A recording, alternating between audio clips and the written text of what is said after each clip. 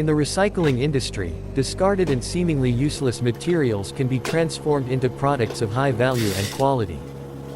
This video is a clear example of that process.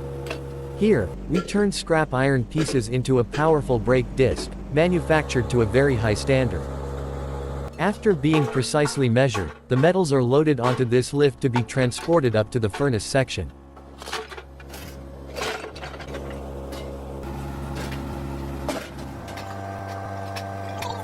The operator responsible for pouring the metals into the furnace stands atop the furnace bridge, feeding the metals into the furnace from above. The metals poured into the furnace gradually melt and flow downward. Here, all metals, regardless of their alloy, are melted at extremely high temperatures and transformed into a molten state.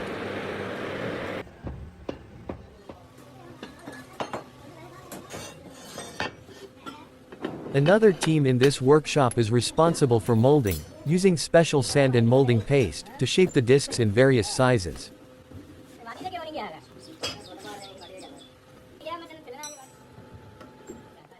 First, the disc or workpiece is placed inside the molding chamber, then covered with sand and compacted firmly to ensure the material reaches maximum strength. By placing a sprue tube, the sand mold is prepared for pouring the molten material. Most of the sand used for molding consists of silica sand, which is resistant to high temperatures. Because both sides of the disc need to be molded, another metal piece is placed behind the mold, and sand is poured on that side as well to ensure proper molding on the reverse side. The steps carried out for the previous molding section are repeated so that both sides of the mold are completed and ready for use.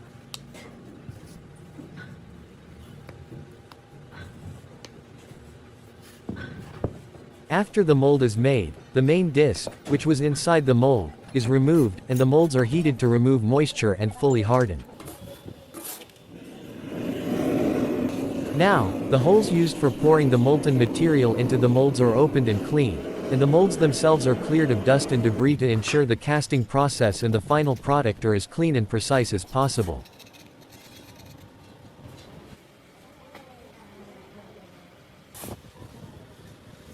The cleaner the mold, the less effort is required for finishing, machining, and deburring the final product produced from this process.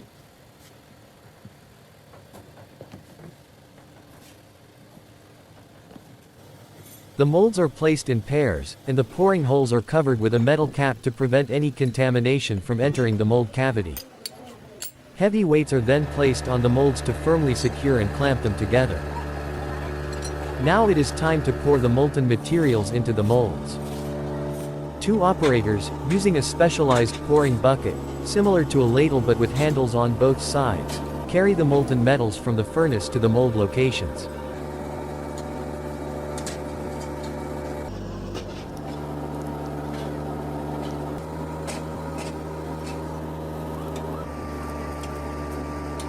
As you can see, even the most basic safety measures are ignored in this workshop, and the workers carry out their tasks without any specialized protective equipment.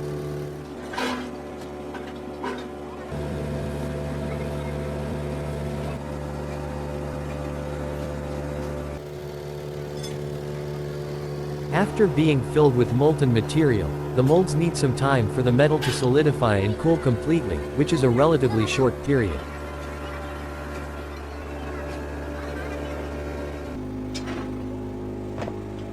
The time has come to open the molds. The molds are still hot and should not be struck, to prevent the discs from warping or becoming misaligned.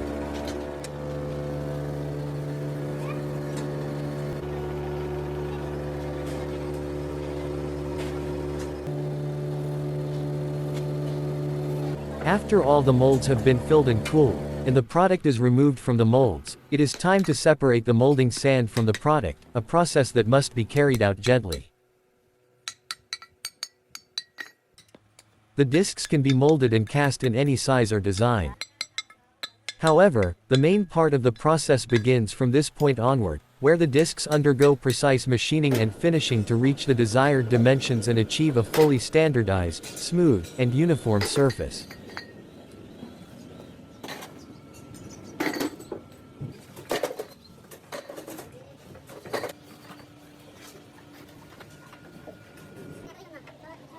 If you enjoy this type of content, we would be glad if you follow our channel and like our video.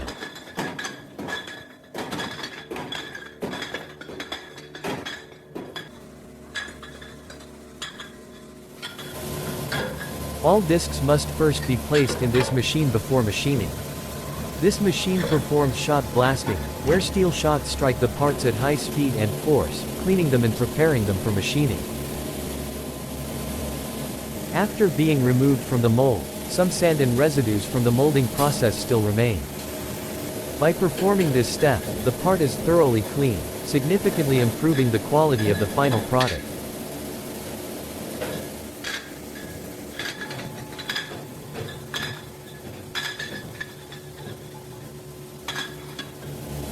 After completing all these steps, the discs are sent for machining. This is where the discs are transformed into the final product, ready for use.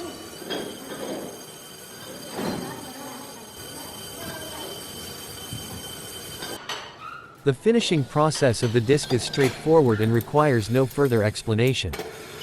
Let's now observe the machining process of this disc.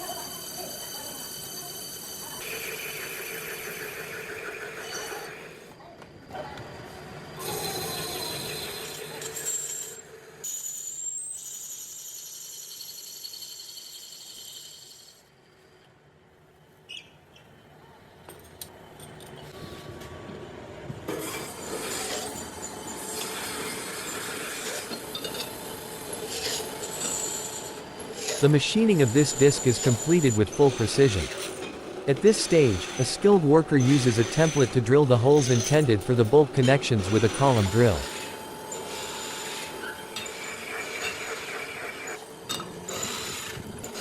The large holes for these bolts must be drilled in 2 stages to prevent excessive pressure on the drill and the workpiece, ensuring the process is carried out with greater precision.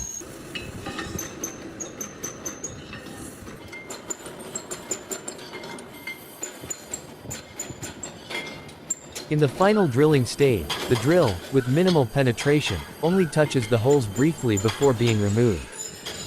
This shapes the bolt holes into a slight conical form, ensuring the bolts fit properly and the edges of the holes do not chip.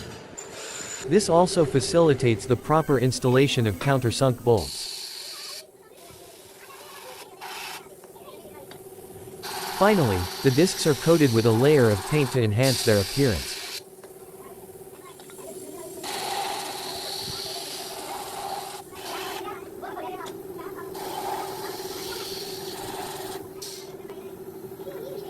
After painting, the discs undergo a final pass through the machining process to ensure optimal performance during braking.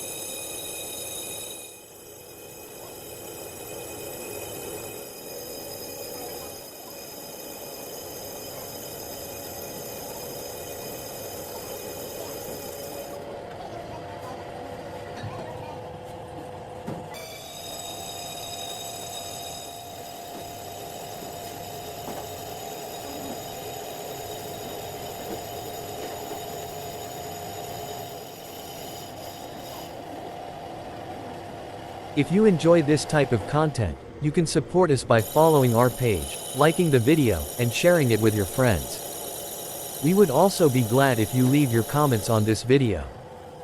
Thank you for staying with us until this point. Goodbye.